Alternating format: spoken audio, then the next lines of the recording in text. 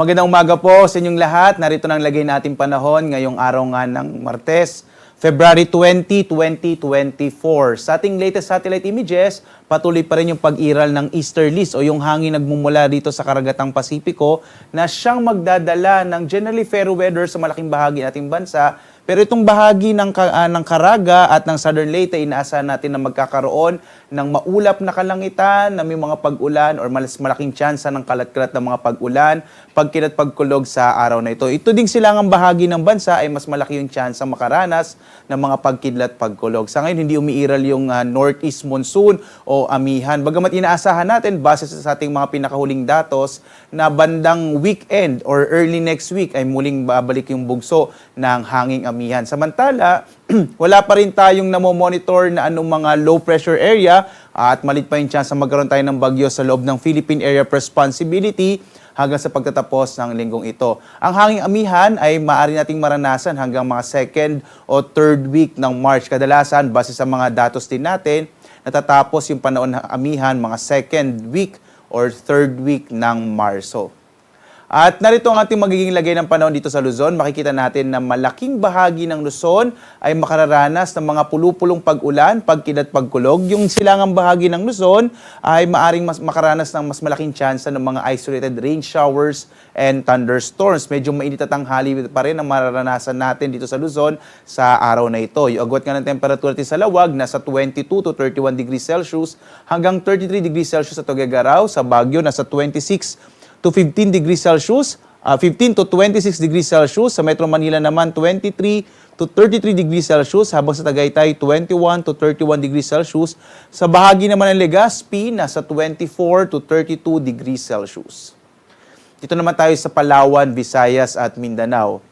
Ang bahagi ng Palawan ay makararanas naman ng mga pulupulong pag-ulan, pagkilat, pagkulog at ang agwat ng temperatura sa Kalayaan Islands na sa 26 to 33 degrees Celsius, sa Puerto Princesa 24 to 32 degrees Celsius.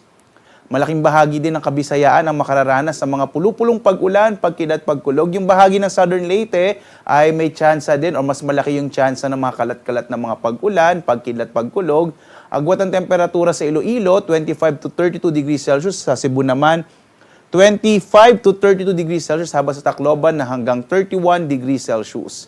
At dito nga sa Caraga, inaasahan natin ang mas malaking tsansa ng mga pag-ulan sa araw na ito. Mga kalat-kalat na mga pag-ulan, pagkilat, pagkulog, dulot pa rin ng easterlies o yung hangin nagmumula sa karagatang Pasipiko. Sa bahaging ito, maaring makaranas sa mga biglaang pagbaha at pagguho ng lupa, dulot ng mga pag-ulan. Kaya iba yung pag-iingat yung kinakailangan sa mga kababayan natin dyan sa Caraga at sa may bahagi din ng Southern Leyte. Sa iba pang bahagi ng Mindanao, makararanas pa rin ng mga isolated o pulupulong pag-ulan, pagkilat, pagkulog sa araw na ito, dulot ng mga localized thunderstorms.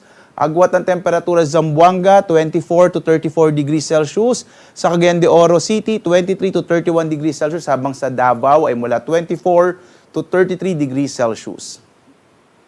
Wala pa rin tayong nakataas na gale warning sa araw na ito, kaya inaasahan natin ang banay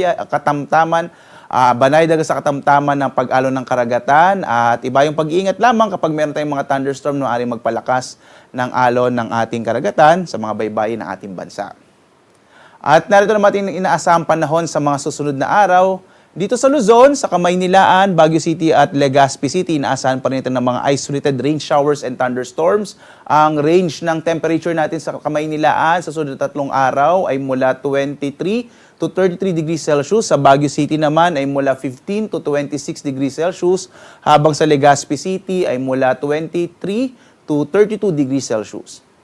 Dito rin sa Kabisayaan, inaasahan natin ang mga pulupulong pag-ulan, pagkilat, pagkulog hanggang sa araw ng Biyernes. Agwat ang temperatura natin sa Metro Cebu ay mula 25 to 32 degrees Celsius. Sa Iloilo naman, nasa 25 to 32 degrees Celsius, habang sa Tacloban, nasa 24 to 32 degrees Celsius.